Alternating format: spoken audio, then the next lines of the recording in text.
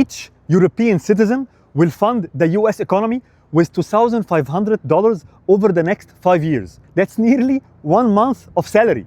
What is this deal between EU and the US? 260 billion, the EU governments will buy American weapons, paid by the EU taxpayers. 600 billion investments by the European companies, they will invest inside the US.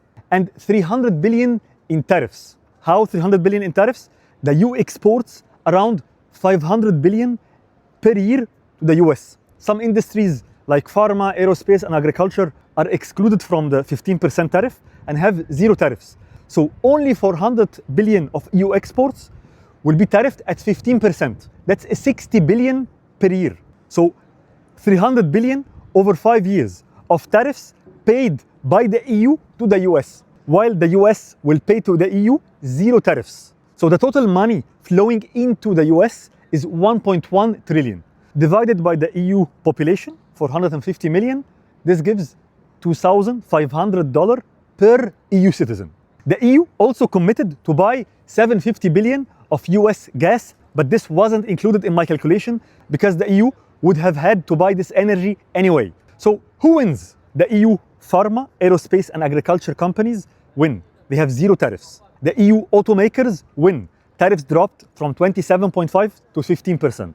The EU shareholders, so the investors, the owners of the EU companies, they win because those companies will invest in the US, make profits, and send the profits here and give it to the European investors in the form of dividends. And the US wins across the board. More money flowing in, more jobs, more taxes, and more tariffs. Who loses? The EU taxpayer. They pay $2,500 per person. Plus, the jobs are created in the US, not in Europe. What was the alternative to this deal?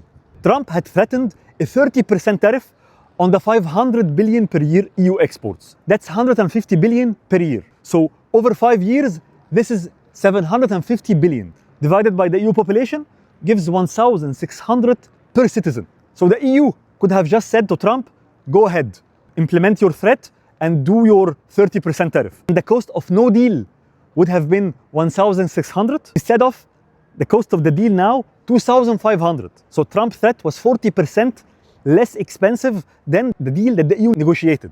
And the rest of the money, the EU could have used it to create jobs, to invest in the defense industry in Europe, and to reduce dependency on the US. Up till now, this is just a framework. Before being implemented in real life, it needs approval from the EU countries.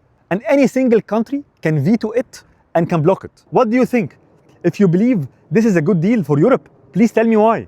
Because I see it as a really bad deal.